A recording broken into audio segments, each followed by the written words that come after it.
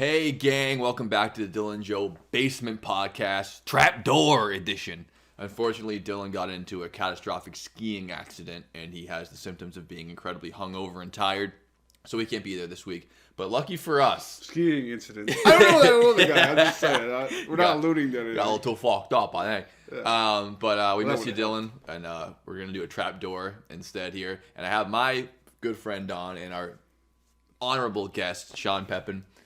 Hello to people of Lowell and Hudson and around the world of Massachusetts. Places. Yeah. And Florida. Half our listeners are from Florida, basically.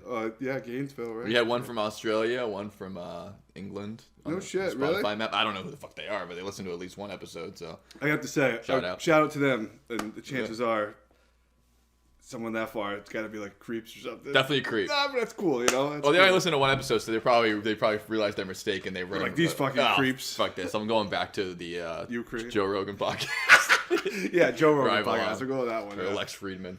Well, those two subjects are both touchy right now. Oh, yeah. So we're going right into it. So today we're talking about, the art of the unreal mysteries and the creepy minds of individuals. I didn't want to just talk about straight up a serial killer the whole time because that can get pretty gruesome pretty fast. But I still want to talk about killers with you because you have a certain fascination with them like I do. Because you come off like one. No, what makes you one? Yeah, you know a lot about them and think about them a lot like I do. And Dylan gets kind of skeeved out by this kind of thing, which I can totally understand because a lot of the stories are really fucking graphic and weird and creepy. Once you read them and you can't unread them. Yeah, much like the detectives in the cases that I can't imagine. Pretty sobering reality seeing some of that shit. Yeah. For sure. I can't imagine doing that job and having to look at all that evidence like every day of your life and then being able to sleep at night or just showing up to like as the bar. I mean, the bar is always wherever. I mean, go to somewhere and be totally fucked up. Next day it's like some guy's head's like, it can always get crazy. Yeah, it's like it could be this crazy or that crazy, and it's like I'm sure it's like, oh, it wasn't this crazy. They're always taking it home with them, I'm sure. Oh man, their poor families and them. But we're glad we have them, and we're going to talk about one in particular today. The person that was the person Holden was based off of in the Netflix TV show Mindhunter. His name is John E. Douglas. He's the one who wrote the book Mindhunter and wrote a bunch of books about, criminal investigations, profiling, and all that good shit. So I thought we'd talk about him, and that way we could sprinkle in the killers throughout the conversation. Yeah, sprinkle them in, yeah, for sure. Just a delicious little bite there. Oh, yeah, a little drop of blood here and there, yeah. So that's what we're talking about in this episode of Trapdoor. Douglas John. I'm going to keep screwing that up. John E. Douglas. In the honor of a police, Douglas. Like the toe tag, John, like Douglas John. Yeah, those double first names. So, we'll hear you there first. So what do we know about John Douglas here? I know in the TV show when you find out about Holden, he's just basically driving up to Quantico, right? Like just getting started. Well, I think, in the initial episode is the one where the guy blows his brains out or something, right? Like sure. You find out about fun stuff. Well, he's negotiating or whatever. He's a negotiation. Or okay, so I didn't remember that part because that is part of the true guy too. Yes. He really did do that. So he was. I didn't know that, but yeah, okay, that's part of the first. That's part of the actually show. real. Okay. Yeah. So he was in the military and he decided to. Go and be an investigator for the FBI. And when he was trained in Quantico initially, they trained him how to be a sharpshooter. So he was a SWAT team sniper for a while after he got back from the military. Well, that's good, comforting to know for him. Yeah, going good shot, I guess. The field he is. He really did round himself. He's really a renaissance man of police work because obviously each of those disciplines takes a lot of effort. I mean, they don't just pick anyone to be the sharpshooter. You have to be reliable, cool under pressure, yes, willing to kill, yeah, not just protect and serve, willing to kill and protect, able to shoot well and follow through. Yeah, and so you follow orders too. And he did that for a while, but then ended up going back to Quantico again. Quantico is the FBI training facility in Virginia, just for folks who don't already know. Silence of the Lambs, right? Same sort of reference point. Exactly right. And his that investigator in that book / movie is also slightly based off of his life too, because they do police profiling of all these people. We'll actually bring up at one point the guy who's based off of Buffalo Bill is one of the people he interviewed. Oh yeah, shit, I forgot about that. The real life Buffalo Bill. So he went back to Quantico and he was trained there to be a hostage negotiator. So he's already used to being in these intense, high velocity, life or death situations. Yeah. So instead of now taking the life, he's going to try to negotiate it instead of having to take the shot. But there'll still be a sniper on the scene, obviously. It's an interesting take on it, yeah. Of course. So prevent the kill rather than, Yeah. So obviously that must have helped him with his development on talking to people, negotiating, getting to pick people's brains, getting people to open up to him, because part of hostage negotiating is just getting people to keep talking. Yeah, getting them to trust you too. Getting Also, to trust like you. not triggering like any like because they're probably already emotionally charged. So it's like, what do I say in the heat of the moment right now?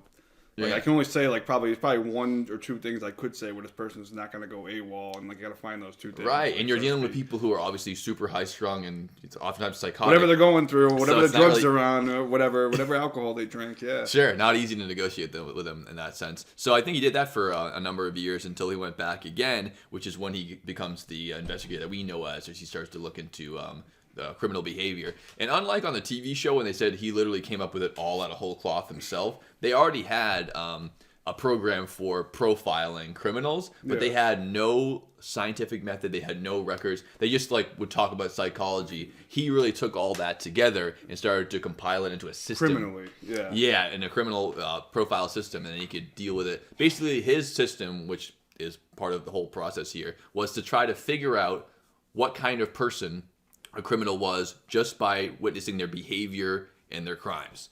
So not, can we catch this guy? It's what kind of guy are we looking for, and how much easier will it make us to catch it? Just narrow down. What kind of guy is he? What kind of what triggers it? Yeah, like, maybe even what might he do next that we could look out for to catch him or go after him first, or maybe even just patterns of like demographic, like like if it's like a manual labor guy, sure. like yeah, what kind of person it is, what kind of expertise do they have, what kind of victims do they look out for, and then at that point you can kind of look into the different psychological killing methods, or maybe try to figure out about their childhood or their compulsions. All comes into play, all those things. So he took all that together and started to compile this system here and started to train police officers on it.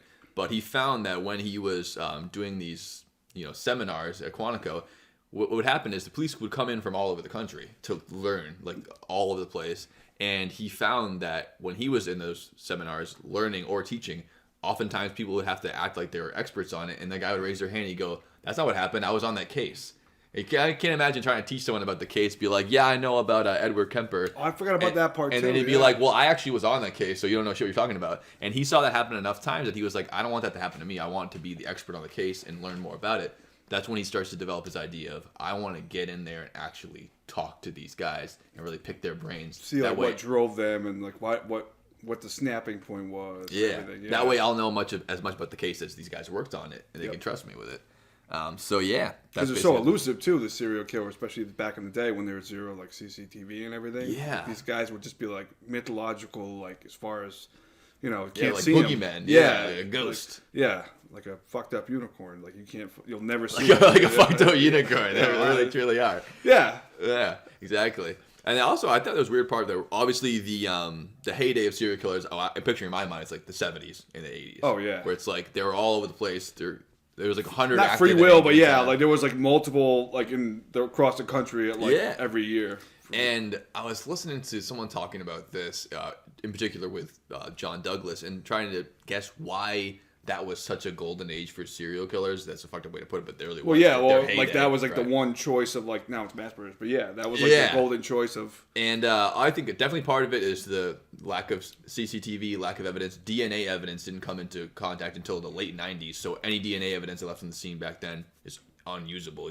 Unless you can blood test it, maybe, which doesn't really help a lot because it only narrows it down slightly. Even then, it wasn't like as 100%. It was like more hit or miss, I think. Right, and the person speculated that it was also to do with people growing up post World War II, where there's a lot of broken families and people who lost their fathers or even lost their mothers in the war. Or abusive. And even if they didn't lose their parents, they come back and they've seen all that shit, and then they take it home with them. You know, you kill 40 Japanese people and you see them killing their own families. You come home, you can't unsee that, and you start to take it out on your family because you can't deal with it. Or if you're already like dabbling and you're like 18, 19 or something, and you've been like kind of a rapist or something back then, and you go out there and it's like free for all if you're a scumbag, you know what I mean? Like raping whatever, Vietnam War. Yeah. And then when people come back, they're like, damn, I gotta keep doing this shit, like doing drugs and shit. And a lot of the serial killers that John talked to actually were in the military, and they joined for just that reason. They wanted to kill people, and they thought that'd be a good way to do it because it's legal and I get paid for it. Hone your skill, hone your talent. But just because you join doesn't mean you get to kill people. Looking at you, David Berkowitz, and other people who joined the military. Just to do it, and they had to come back because they got bored and they couldn't do all their creepy weird shit in the military. He didn't get discharged or anything, did he? Berkowitz did, yeah, and also a guy named Bell did as well. That he wrote a new book about. He actually, this guy Bell, I can't remember his first name, but I'll look it up for the pod. He shot himself, they think, to get out of the military. They discharged him because he served a year. Oh, shot him not in the head, like. No, like in the leg or something, just to be like, hey, I got shot, you know. I think like Junior Seau, like. No, because he wasn't a serial killer yet, but he joined the military to kill people. They were posting him out in East Bumfuck nowhere, and he was like, well, I'm not killing anyone here, so I want to go home. So he shot himself. This ain't what I signed up for. Yeah, and then they sent him home, and then he became a serial killer after that. So he worked it out one way or another. Figures the guy wanted to fight for a country. They're like, let's go to the woods. Yeah, let's go somewhere else and build something. Yeah, and that's the fucked up part too. Like, obviously, I have the utmost respect for people who put their lives on the line like that. And most people in the military, I think, are genuinely good-hearted, hardworking people who like. They either join. Would rather not kill a bunch of people. Right, they're not going to kill a bunch of people, or they're joining for their country and for themselves, you know, to make it a better place and all that. But also, there's a percentage of those guys who just want to go out there and fucking hurt people. Oh, yeah. They want to get paid for it. Who just want to, for they whatever like the reasons. idea of walking around with a gun and fucking invading Johnny shit. Badass. Yeah. So, I mean, not everyone who's in the military is a perfect angel. And even people who are perfect angels, when they go in, sometimes the world fucks you up and you leave and you're a changed man, you know? Yeah, so it's hard to say, you know.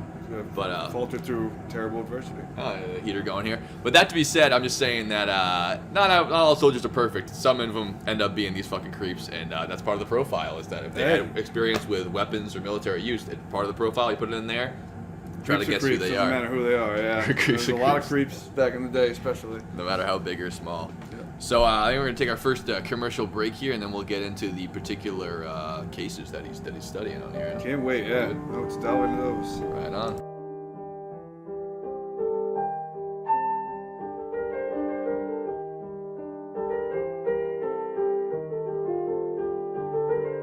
And we're back. We're back in the same state of mind. New York state of mind. Yeah, absolutely. Copacetic. Here we go. For sure. So, as we were saying, I believe we're talking about him starting the interview process. So, Douglas decides he's going to be hitting the jails. Actually, how he described it, I heard today, he was saying, you can only drink so many margaritas when you're out somewhere. And he was like, I was like, well, what is he talking about? They would send them out to training sessions in different cities, and he would just spend 2 weeks there, but only a week of it he'd be really teaching. And that's the time he's just margaritas. So he was saying like, hey, you know, you can only hang out and bullshit for so long, and then that's when he came up with the idea of actually visiting the prisons that he was stationed. Yeah, he wanted to use the time. That's right. He wanted to utilize the. He's like, hey, like this is bullshit. Like, we're on the road, and then I think it was like against the. Like the other guy was like, "Don't do this. Like we don't have to be okay." Like they were worried about it. He's not gonna be cool with it. Yeah, and then they went and he's like, did it. And they did it, right? Yeah, and he thought in his head, he was like, "Well, they have to let us in the prison. We don't have to tell them even why we're going in there. Yeah, we can tell the warden, but we don't have to." Yeah. So that's why he was like, even if the FBI or the prison doesn't want us to do it, they won't know we did it until we're already in there anyways, and we're going to collect valuable information from these guys. Yeah, but banking on the fact that it's going to be hugely useful, right? Yeah. Like, it's going to be monumental, like, groundbreaking, like, insight. To profile more cases and catch more serial killers and other criminals faster. Because they want to talk about themselves. That was the other thing, too. He's like, these guys are all narcissists. They're all, like, self-serving, and they're like... They don't think, like, they want you to think, like, they're not fucked up. Like, they're, like, you know, bullshitters, like, to the 9th degree. Oh, they're all bullshitters. They want you to think that they got the wrong guy, like, you know, or just most of them, at least, but yeah. Yeah, I can think of one that isn't like that, but it's very rare. Well, yeah, you know what I mean. Like, they're not all like that, but he's like, most of these guys that probably just, like, want to talk, like, just, you know, like Ted Bundy, when they're like, hey, so, how would they do it? He's like, well... I'm a really smart guy. Not me, but if he was a genius, he'd I'm going to tell you about it because I didn't do it. Yeah. This is how it would have been done. If I did do it, I would never tell you. But since I didn't, here's my intricate... his intricate plan. Yeah. That's like, dude, O.J. Simpson wrote a book that says, if I did it. I forgot about that. Great that you brought that up because somebody brought it up the other day and I forgot to even bring that up, dude. Yeah, that's any more excuse you need. Like, that's what serial killers do. It's what murderers do. They can't stand them to be like, that's hey, just look like, at me. Well, that in particular was like a Kanye West like bitch slap to like the people. Just, you know what I mean? Like, nobody wants to see that, especially the parents. And, like, they're like decrepit at this point. But you know what I mean? Nobody wants to see that, and that's why his family actually gets all the money from it because they held him up in court. They sued him. So it's like a backhanded bitch slap. They sued him because you're not allowed to make money off of committing crime. So you can't write a book about how you kill people. Especially unless it's for war. The title of that. Yes, what if I did it? Well, I mean, he clearly also knew that America was like heavily charged up about that case, so they sell more copies. I watched the Netflix special and he was like, oh yeah. And I mean, I bet it did sell more copies. I mean, picture if it was called O.J. Simpson: The College Years, it wouldn't sell nearly as many copies. O.J. Simpson, like, Hurts running. I really am a good guy. Like, oh yeah. Nobody would buy that shit. Or like O.J. Simpson, like, life is tough. Like, fuck you, or something like that. Some inspirational title. But if I did it, and you'd be like, well, obviously you got to read this because you can talk about that. I didn't read it either. It's fucking disgusting. The guy wrote a book and trying to make money. I'm not giving you money. Yeah, same thing as I told you I'm not giving the cowboy. I'm not buying Cowboys apparel because when you start making good decisions and shit, then I'll fucking then you can get my money. But that's the little bit of silver lining of the story is that because the family of forgive me, his name's Ron, whatever his name is, the boyfriend. Ron Swanson. Yeah, Perlman. Whatever. No, one of his names. It's Ron. We'll figure out his name. I'm sorry, Ron. He got a mustache, just like you. For sure he does. And so his family sued for the rights to the book. So that means that they legally make all the money for the book. So if they sell more copies, you're actually paying his family. So it's not so bad. They're probably burning them. That's firewood at that house. Yeah, they're probably buying up a copy of fucking. Why not? Yeah. Yeah, but yeah, I don't know if that's kind of a weird tangent. But yeah, these guys love to talk about themselves, Oh yeah. We love to talk about them. I mean, I bet that round and round we go. Almost every serial killer would love to write a book, especially if they get rich off it. They would easily do that.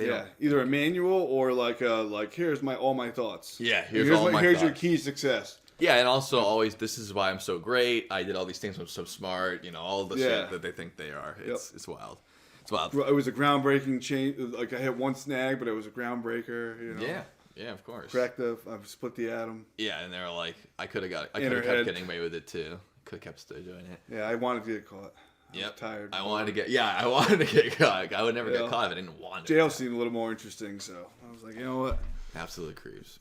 Yeah. So yeah, he starts to do that, and when he's going to these prisons, although he's been a hostage negotiator, he's been teaching all these classes about, learning about criminal profiles and all this stuff. Yeah.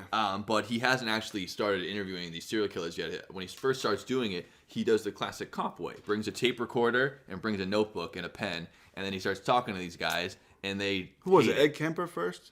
I don't know if it was him first in real life. I think it was... So they hated it? I think it was a couple other dudes first. But they hated it because they basically thought, oh, this guy's just recording me. It's a cop.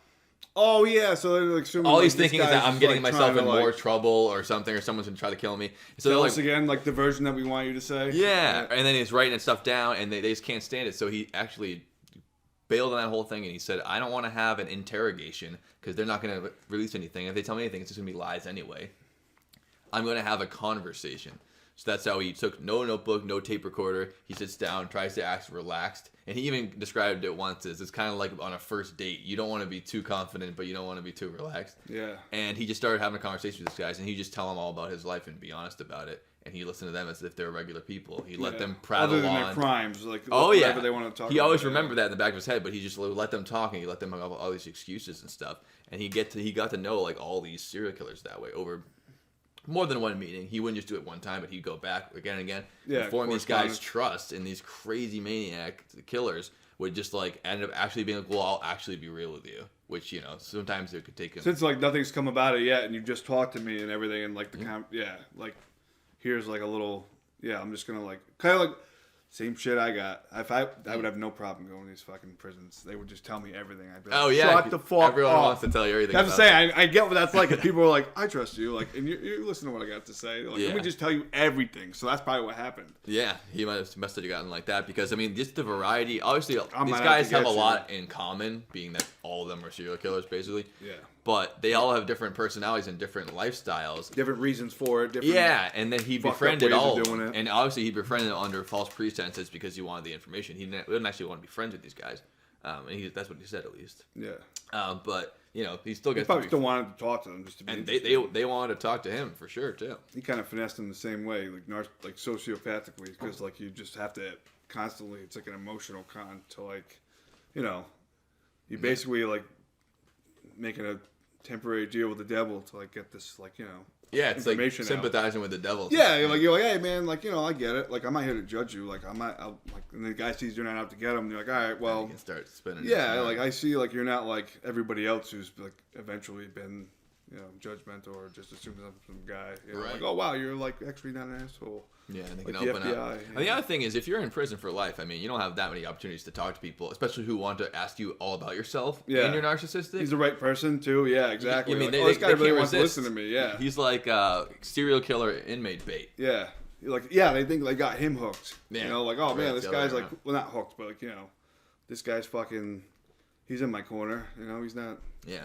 He's not out to get me, like you said before. Yeah. He's. You can be like not on your balls or your feet, I guess. I don't know, resting your laurels. For sure. Or at least not on guard all the time. Yeah. And the less you're on guard, the more those are the last guys you want on their guard, serial killers. Like, especially like Kemper. Do you want to talk about Kemper? Because that's one of his good interviewees there. Yeah, you talk about his... that's the guy who went nuts with the college chicks, right? Yeah, they call him the co-ed killer. That's right. I think he killed 6 college girls. And everyone, I mean, it was definitely a lot. Yeah. The most fucked up one was his mom, because that was the last one where he like beheaded his mom and then fucked her. Yeah. And was like, I called the cops. Like, I just fucked her. He actually talked to the police and he showed them where everything was. Here's everything that's what it was. Yeah. He was like, I'll just like casually like, I'll kick a left up here, like. Yeah, it is what it is. Like, I realize what I got to do now. Like, and here's the thing. Yeah, here's the thing on top of that. The guy was actually described as like a really likable guy, and he actually was friends with a lot of these cops because he drank at the local cop bar, and they all loved him. They called him Big Ed. Yeah. Meanwhile, he's murdering college girls, and then ultimately his mother. Yep.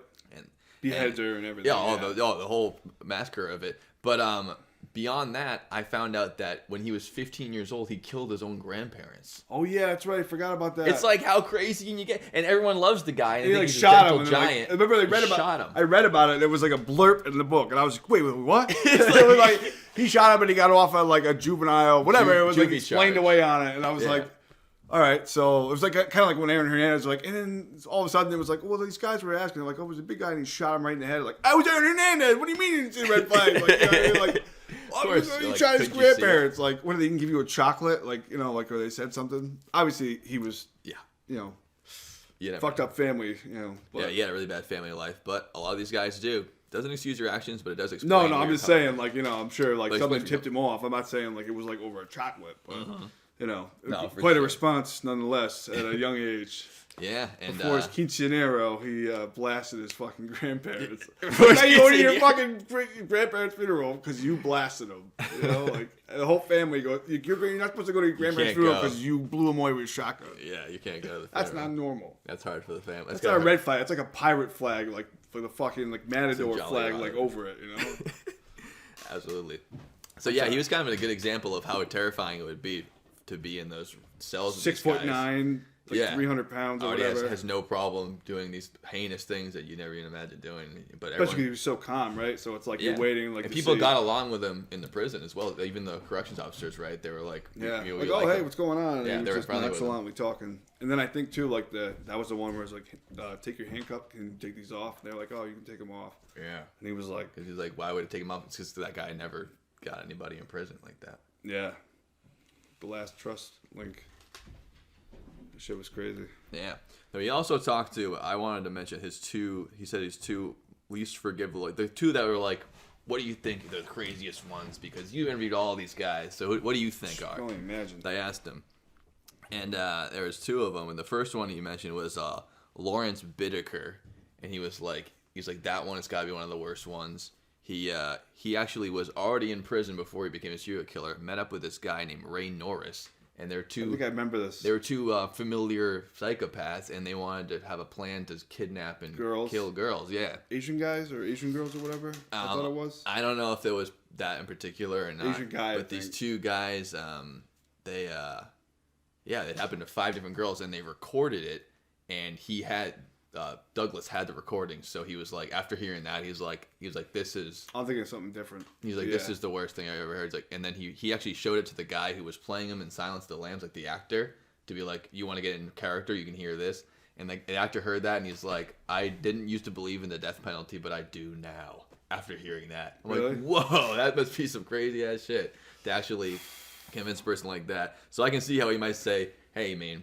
Edward Kemper, as awful as he is, it's easier to talk to him than this guy. Because even for Douglas, he's like that. Plus, like different levels of like off the deep end. I feel like Yeah. Like one guy was like like I know when I was fucked up. Like like but like his mom was like his direct fucking hotline to like psychosis. Yeah.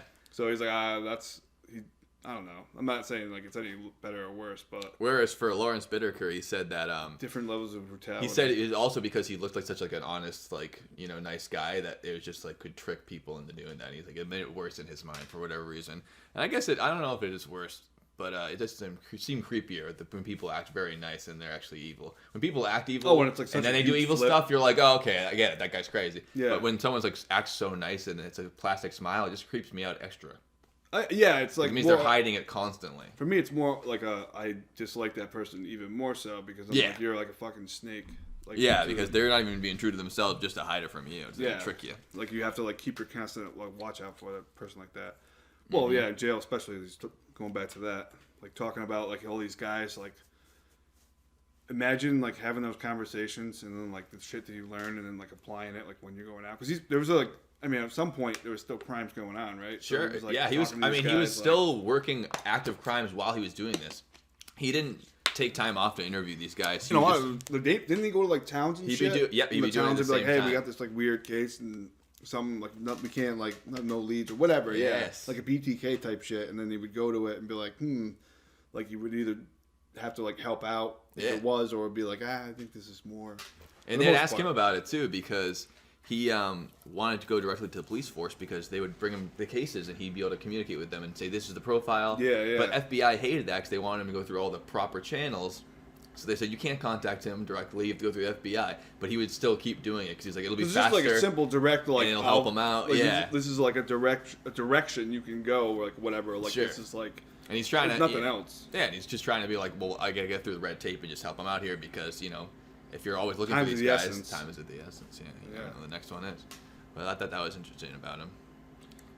But yeah, he ended up doing that for many years, and then he used to do different environments, which I never really thought of it this way. Not only how you approach it, but how you would set up the interview, depending on who the person is and like what they did in the past. Oh yeah, you mean like the shoe fetish guy or whatever, or like whatever you put like a prop in the room, so like sure, yeah, he brought the shoe. He brought the shoe with him for that That's one. What it was, the shoe. The other one, people were paranoid. He'd want to put them in a spot in the room where they can see a door and a window, so they feel like they're not trapped in the room. Oh, that's interesting. It just make them feel like they have a little more power. Yeah. And he said it's all about control and power, like to get these guys to come out and feel okay. For Charles Manson, he actually put the seat higher up.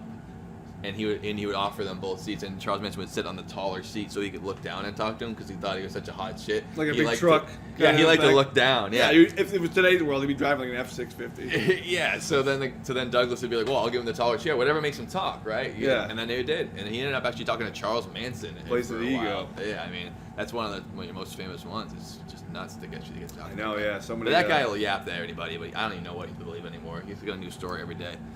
He's still alive, right? No, I think he died recently. Yeah, but he was alive up until like all the way up out. until like this year. Yeah. Yeah, he was like getting married, like all this stupid shit. Yeah, it was like, dude, shut the fuck up. Absolutely insane. Yeah, but he ended up finding out a lot about all those different subjects and even building the profiles based on like childhood actions. Like one of them would be if you blow away your grandparents with a gun, that might be on the list. Yeah. For a potential serial killer in the future. Something might have trigger this down the line. Yeah. This might escalate even more so. Right, but he said there's an actual triad of 3 things that almost guarantee it's going to be a serial killer. It doesn't mean it's going to be 100%, but it's very strong indicators for it. Absolutely. And I know that, yep. Yeah, number 1 is fire starting fires around, uncontrollable fires. Number 2, animal torture and killing. Cats do. Yeah.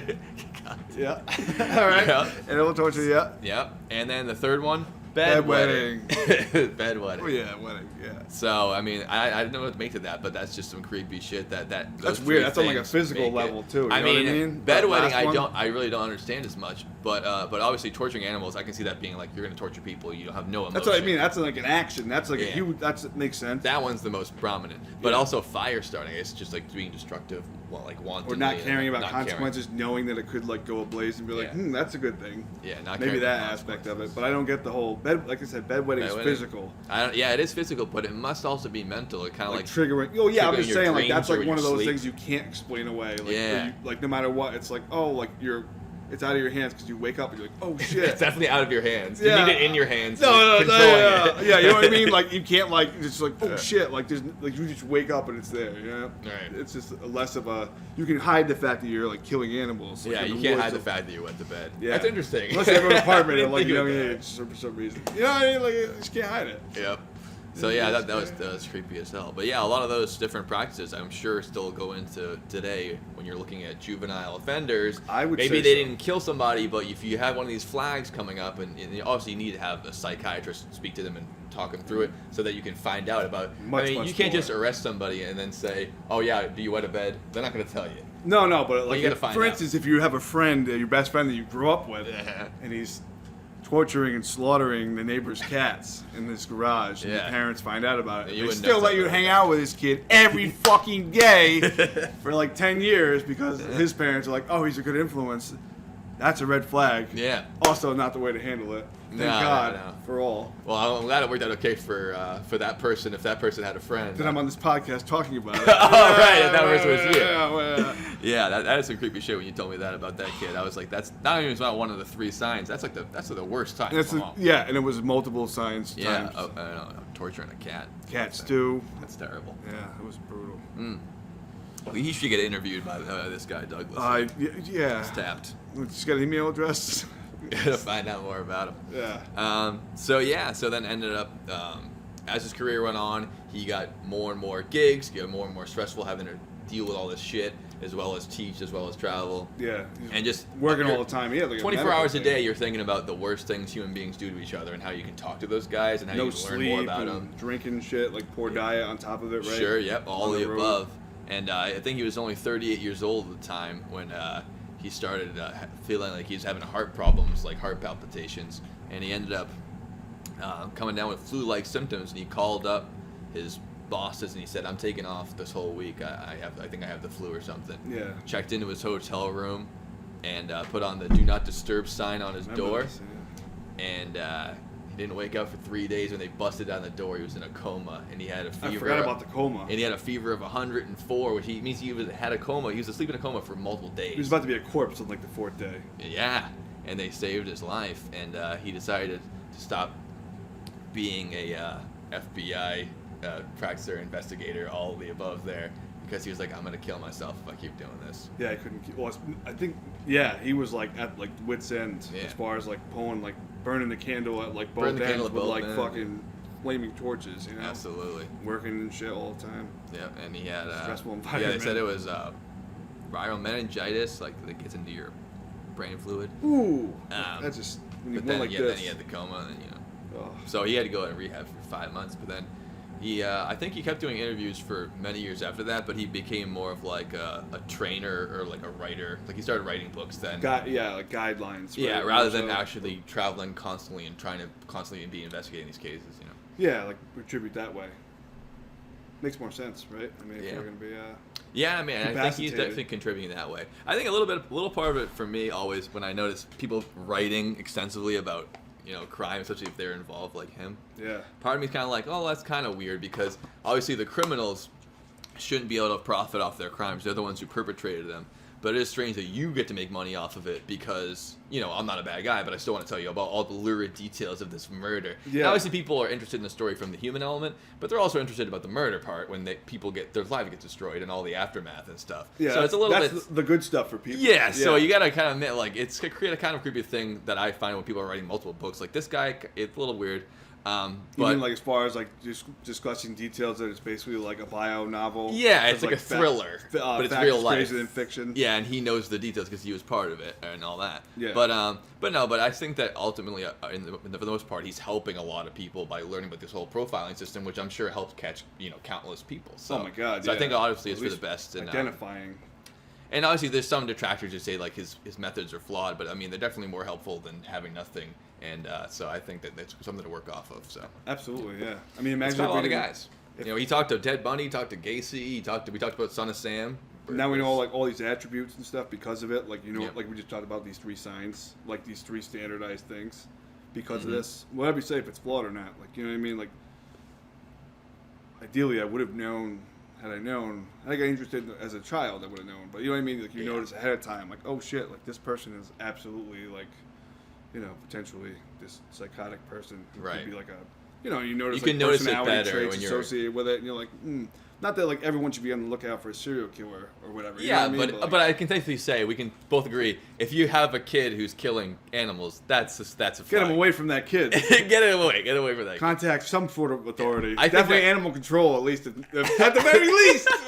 At least animal control, but at most contact everybody because that's pretty everybody obvious. Like that's obvious. Yeah. You can't abide by that.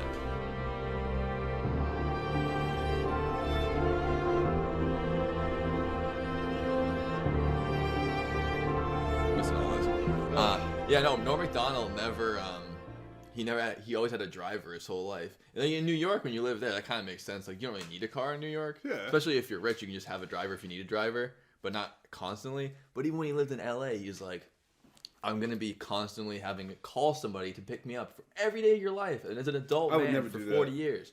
And when I was 15, I hated doing that. Never mind when I'm going to be 30. I'm going to be like, hey, can you pick me up? It's the worst. Literally the one thing that like you're like most excited about. It's like the first step of breaking out of your house. Get me out of here. Get me in a car. I'm almost out of this fucking place. I can drive somewhere now. You know that? Like it's like this close. Yeah, no, for real. And like I can't imagine being that successful and having that much money and being like, I will not buy a car. Yeah. And I won't drive because he was afraid of driving. Like he didn't want to learn how to drive. That's really like insane to me. He's not afraid of talking in front of 30 million people and doing a deadpan joke that no one laughs at. But he's afraid of getting behind the wheel of a car. It's such a weird thing. Yeah, he's so brave in one aspect and such a fucking wimp. Talk about like one area of your brain's like firing off and like ready to go, and the other side's like literally destroyed. Like my god, dude! Like a piece of I've seen him go up on sets like during that Bob Saget roast I watched recently because I was like, I want to see it again because I remember it being funny, and also Bob Saget, R.I.P. this year too. And it's kind of like Tupac. So then, dude, Norm Macdonald went up there. He did anti-jokes, like jokes that were like really stupid. For the whole time, and the crowd barely laughed, and Bob Saget was falling off his chair laughing. He thought it was so funny. Yeah, all the comedians got what he was doing. He was being like, it's like, yeah, you forgot to tie your shoe. And he would just wait for it to be quiet, and all the comedians would laugh because they'd be like, I can't believe you went to this roast. We've been writing our jokes for 3 months to be on this for 5 minutes. Stupid shit. But he wrote it perfectly stupid. Like even the dumb jokes were dumb. Dumb shit like jokes. Exactly, because he didn't care if people laughed at it. And besides, he wanted Bob Saget to laugh, and Bob Saget was fucking laughing. So I gotta give that to him. Hey, that's ballsy too. That's what I mean. No one's gonna laugh. If someone didn't laugh at the first joke, I'd immediately be panicking. That's how it is. Yeah. I'd be like, I'm gonna ruin the whole night. Bob Saget's roast is ruined. I ruined it. For me, it's like if I start rambling and I forget to make the joke. But yeah, eventually I get to that point where I'm like, man, if this joke they should be laughing by now. I'm like, where's the joke? Oh yeah, there it is. Like, so I was born and raised in. That guy, like, I need like another guy to like stand back there and just like fucking pay someone a huff and puff. So I just like find a redheaded kid, and be like, you stay here. I need this image in my head. Yeah, no, you don't even need that though, because I know you can just do it yourself. I've done it one time with that, like where it was dope. You just take a little practice, Also, the main thing is what I can and cannot get fucked up on. Because like when I did edibles, I was like, it's like kicked in like all of like 5 minutes before, and I was like, it's not gonna help you. It's be in the moment, some quick, clever. Yeah, well, also too, when I like went controversial, I was like, the crowd was like, boo. Like when I said something really off, everyone like laughed. That was like black or Indian or whatever. And, like, the white people were like, ooh. And I was like, instead of being like, fuck you, like, you know what I mean? I was just like, Instead of like, like, I was all spooked about it. I was like, ooh, the crowd's upset, huh? Yeah, you can tell them, like, whoops. Yeah. It was too high. It was like 7 edibles I ate. And I went up there and I was like, I'll be good. And I was like, dude, I don't know why. What were they, like chocolate? They were little fucking gummies. The gummies? Well, that's part of the thing, too. It was like, they were so good. And like for a split second, I thought I just blanked out and ate like 3 of them, like I usually do. Like I usually eat like a handful like if I'm eating like a thing of fruit regular snacks, gummies, yeah. Yeah, I'll just throw like half of them, like basically a whole thing in. Yeah. So I'm used to, so I just like grabbed 3 and threw them in. And I was like, oh shit! Like after I'd already eaten one, I was like, whatever. It is the most classic mistake of edibles, though, isn't it? That it make it taste so delicious that you get hungry and you eat more, you know. Yeah. But that's why I try to be like, find one portion and be like, I'm doing that one, and if I do more, I could never hide it. I'd have to like give it to like a safety deposit box or something, dude. If you still have it around. Yeah, if it's anywhere in the house, dude, I will find it. I'm like a fucking rat at like 12 a.m. dude. like finding that fucking food. Crackers, I'll eat saltines, like fucking the whole box, dude, just to eat something. I used to love saltines. Did you ever do the saltines thing where you have to eat 5 of them at once and you can't have any water? No, I did that the other day though, like just on my own.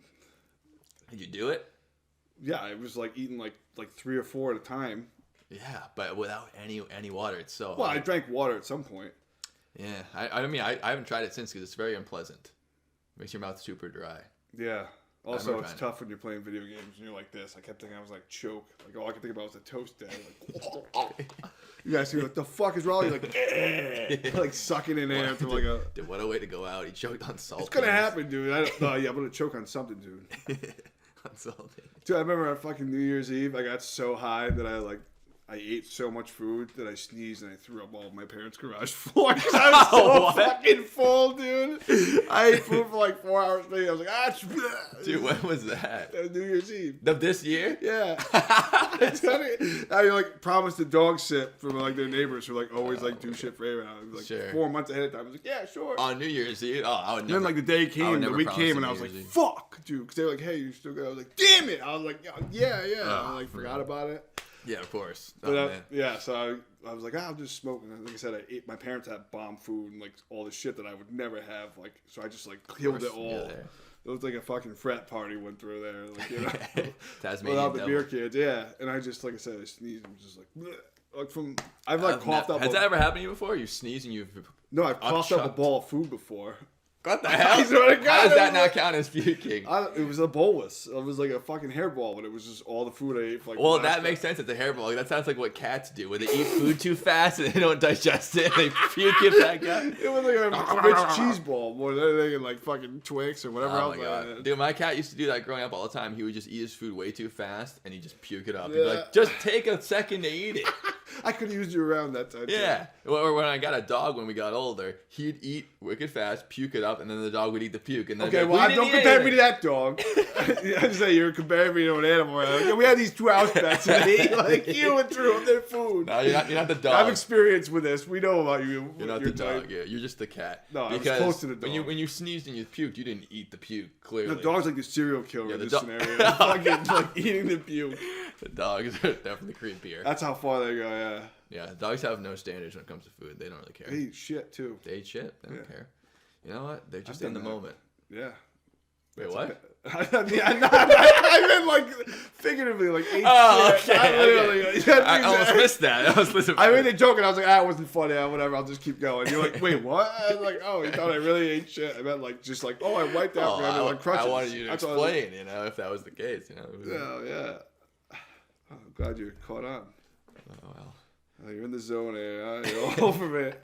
Oh man, I was talking about that shit earlier where you were like, "Oh, I talked too close, so you could see the spit." I just did that to you. Good. I just did that to you. That's fine. I don't feel bad about it. I saw it in the light. Oh, it's gross. That's the best thing that could have happened because now I don't feel so bad. Because all I was thinking about the whole time was like, no, I haven't noticed. He's gonna go back and see like fucking like grand finale, like I wonder if you can see in the video. You can see like it glistening off of the light behind us. Like fucking party favor shots. Just blinded by the light. Like that song. Yeah, just like this.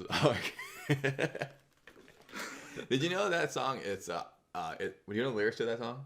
That part? Yes, I know. Abe was obsessed with that song for like a year. All right. Okay. So what are the lyrics to that? I forget. I mean, I have to like listen to it. I don't want to get it stuck in my head. If I line up, it's stuck in my head, but I don't want to like try to get. I haven't heard it in a while. It's been a while since he's been obsessed with it. I don't want to get. I just didn't want to put you on the spot, so I was like, I'll ask him if he knows it first. You're like, oh yeah, I know. So I asked you. It's like sorry. I don't know something about like I need you to touch. Like, da, da, da. That sounds kind of like it. I need your touch or something. I don't know. Oh, that's a good song too. Oh. Different song in my mind though. But I'm not sure which one you're talking about. It could be the same one. Oh, but here's the line I was talking about. I shouldn't even put you on the spot. I'm sorry. What it was is that it's called Johnny Joe on the spot. I'm sorry. No, I don't. What do you, I put you on the spot 80,000 times at work. I just didn't want to. Yeah. Okay, anyway, good guy. Yeah, I'm moving on. So one time. it goes blinded by the light. And it's like, and I was like, what are the lyrics? So as I got older, I actually listened to it. I'm like, what does it say? And it sounds like he's saying, wrapped up like a douche, another runner in the night. Are you talking about the weekend version? No. Oh, the original version. The blinded by the light. Oh, that one. Yeah. I thought it sounded like he's saying, wrapped up like a douche, another runner in the night. And I was like, he says like a douche in there? So was that the lyrics? No. I thought it was. I know you were saying like that was the lyrics. Come on. I thought it was forever. Through, yeah. I thought it was forever. And then I found out. That's a very interesting take on the remix. I was like, how is that? So you sang it, obviously. And this is not the remix. This is the song, Blinded by the Light. No, but this is your remix. Oh, my remix. Like, yeah. Okay. But so then I found out years later, it's revved up like a deuce. But a deuce is like... It's a shit. No, it's not, though. That's what's funny about it. No. Because it's actually a car. It's like a type of car. Oh, yeah, I know that. Yeah. But doesn't it sound like it's revved up like a shit? Yeah. It's like it's either douche or a shit. Like I'm priming to ready to go to the bathroom. Exactly. Take a shit. Yeah. Revved up like a deuce. Yeah, I'm taking it revved up like a... Yeah, it does sound very like... It does. Bathroomy. Bathroomy. I don't know, it does. Yeah, it does. You know what's funny? The kid used to have this spot like where they hung out all the time, like when we were in our college years, when we attended URI campus parties at school. Sure. But the place that we basically, home base where we just fucked up shit everywhere was Deuce Eights. It was like Deuce Eights. Yeah, it was like number 28 on that street. They're like, Deuce Eights. And it was like, you guys are white. You know that? Like, there was like the place where they would go, they'd be like, yo, Joe Mangy, what's good? They backwards hats this side and everything. So Limp Bizkit look to him. Yeah, the Dolphins jerseys, the Vikings jersey, all the jerseys were there.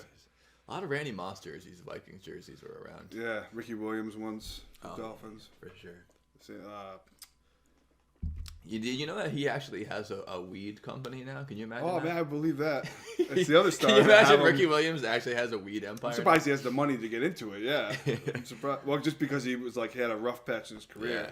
Well, it is possible that he is basically a partner in it, and that some company approached him, and they said, if you partner with us, we'll call it Ricky Williams, and you get part of the money, but you don't own it. Yeah, I would hope so, because I would not trust a running back like CTE-wise to be like making those financial. Well, maybe it's good that he got out of the league. I hope too to early. God, yes, I hope so. If he's gonna get him hits. That's why my boy Zeke Elliott, I feel like no matter what, he's cooked. He's. I'm just saying.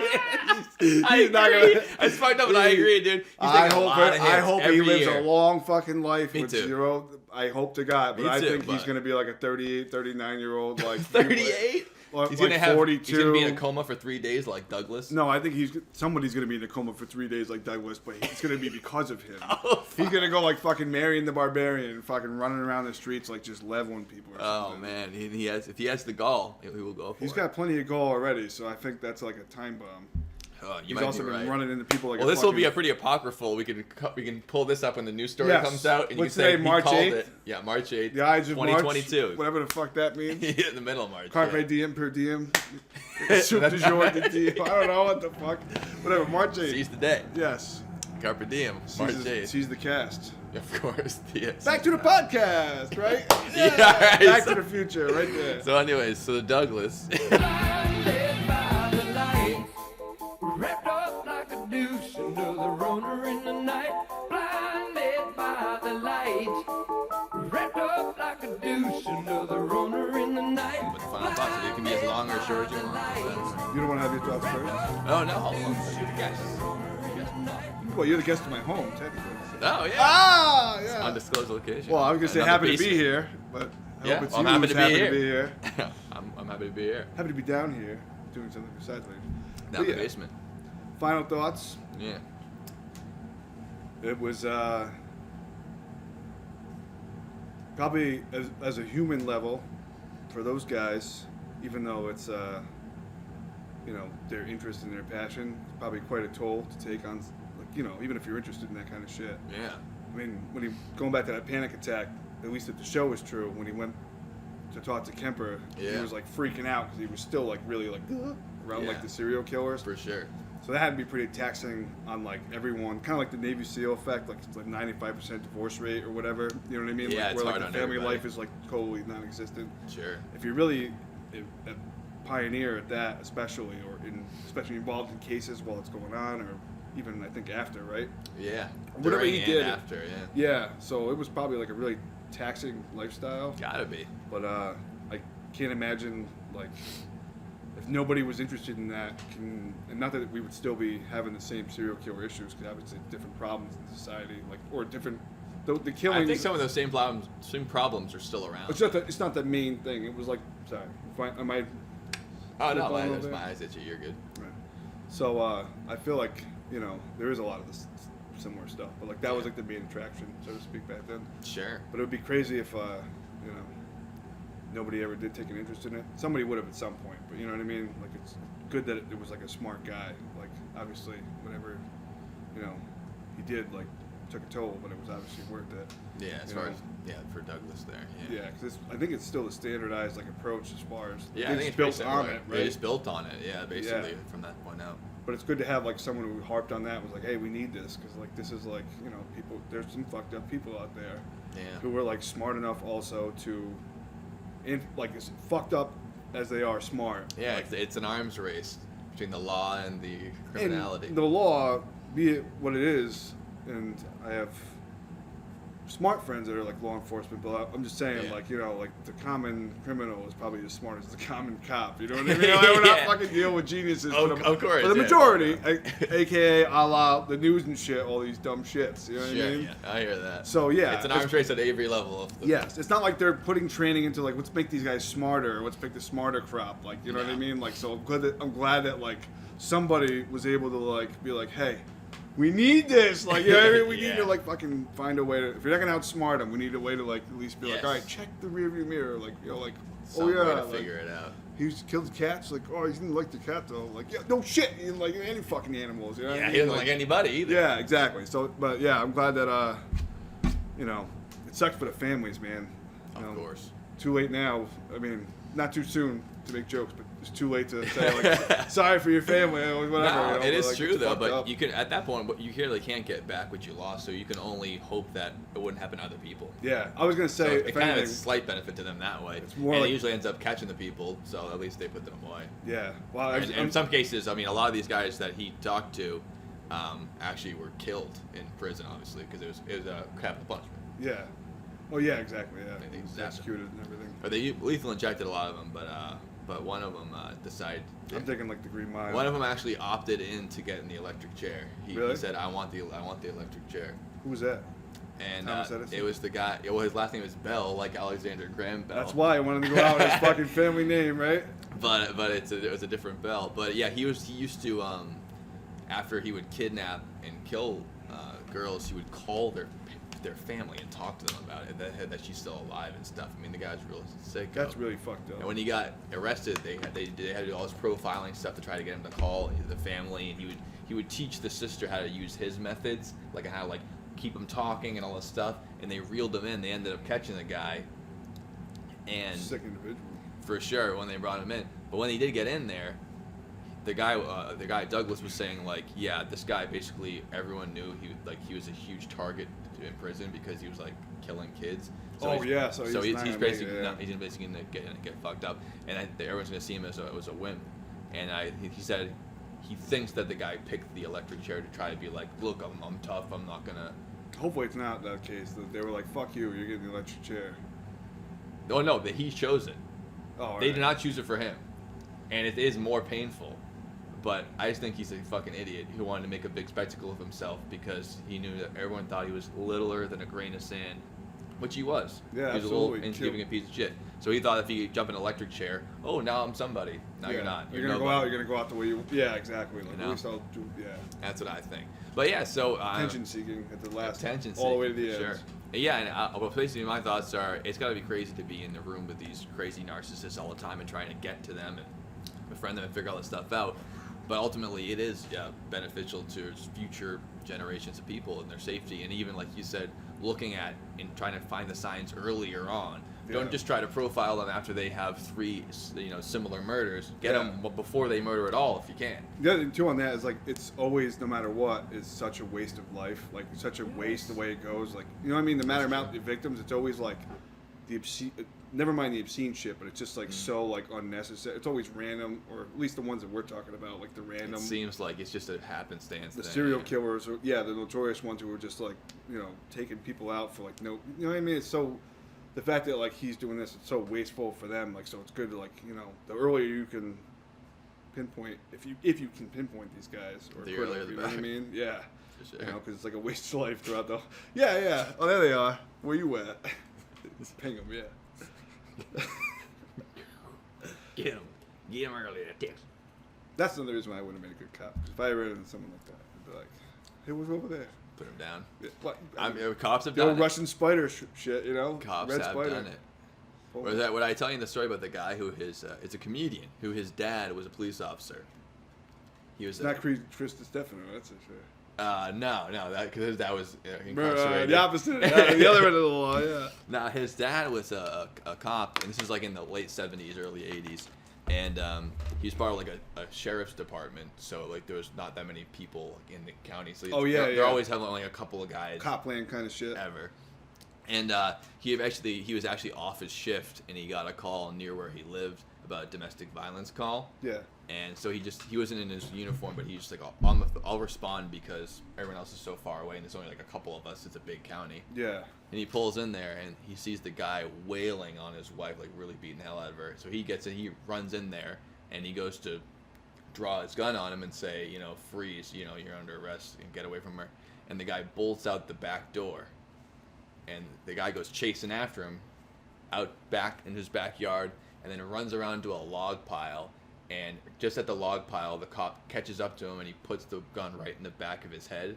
The dad, who's the cop, and the guy, he goes, "Get on your knees." And the guy gets on his knees, and he goes, "Put your hands up."